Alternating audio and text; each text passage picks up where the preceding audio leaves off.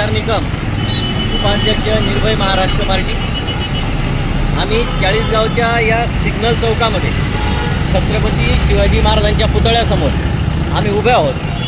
परवा दुपारी आम्ही इथे लाईव्ह केलं होतं आणि ही जी तुटलेली जाळी होती, आमच्या समाधान पाटलांनी पाय घालून दाखवला होता की ती तुटलेली फाटलेली आहे। आणि एकाच दिवसात नगरपालिकेने ती बसवली, ही संवेदनशीलता नगरपालिकेने दाखवली, त्याबद्दल नगरपालिकेचं खरोखर कौतुक आहे आणि आपल्या कामाचा हा इफेक्ट पण आहे।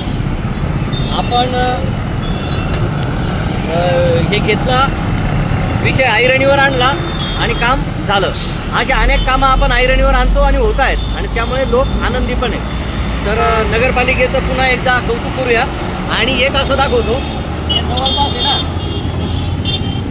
5 ते 6 इंच जाळी खोल आहे रस्त्यापेक्षा, एवढं असं अंतर होतंय। तर हिला जर वर घेतली तर ही टिकेल, नाहीतर ही टिकणार नाही, ही परत आणखीन 2-4 महिन्याने परत अशी होऊन जाईल। तर एवढं नगरपालिकेने लक्षात ठेवावं। धन्यवाद। अतिशय आनंदाची बाब आहे। अगदी एका दिवसापूर्वीच आम्ही इथं फेसबुक लाईव्ह केलं।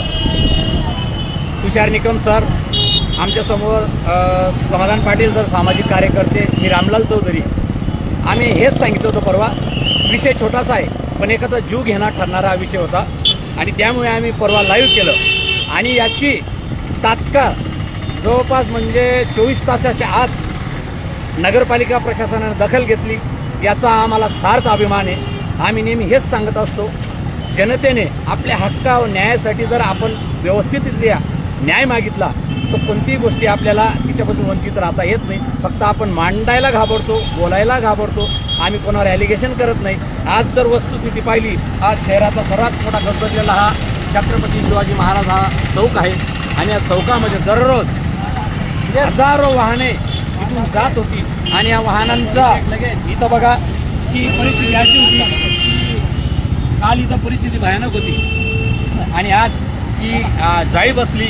आम्ही चाळीसगावकरांना पुन्हा सांगू इच्छितो, जिथे तिथे छोट्या छोट्या गोष्टी असतील तिथं निर्भय महाराष्ट्र पार्टीचे आमचे उपाध्यक्ष तुषार निकम सर, मी रामलाल चौधरी, समाधान पाटील, आझाद पवार व अन्य आमच्यासोबत जे सामाजिक चळवळीत सहभागी झालेले आहेत, या सर्वांना तुम्ही कधीही भेटा आणि जी शंका आहे, जी समस्या आहे ती सोडवण्यासाठी आम्ही तत्पर असू। पुन्हा आम्ही पालिका प्रशासनाचे आभार मानतो आणि आता आपल्यासोबत आहेत आमचे मित्र पवार। काय वाटतं? मी आझाद पवार।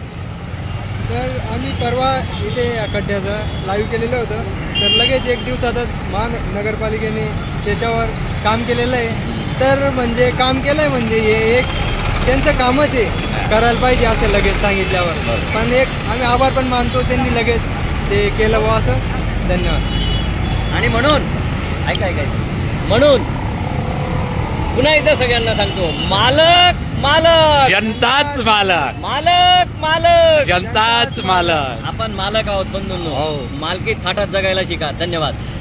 तर अशा पद्धतीने जीवित हानी होऊ शकते आणि याच्यावर तात्काळ आम्ही थोडंसं फेसबुक लाईव्ह केलं, जनतेसमोर हा विषय मांडला आणि या विषयाचं आज खऱ्या अर्थाने समाधान होते।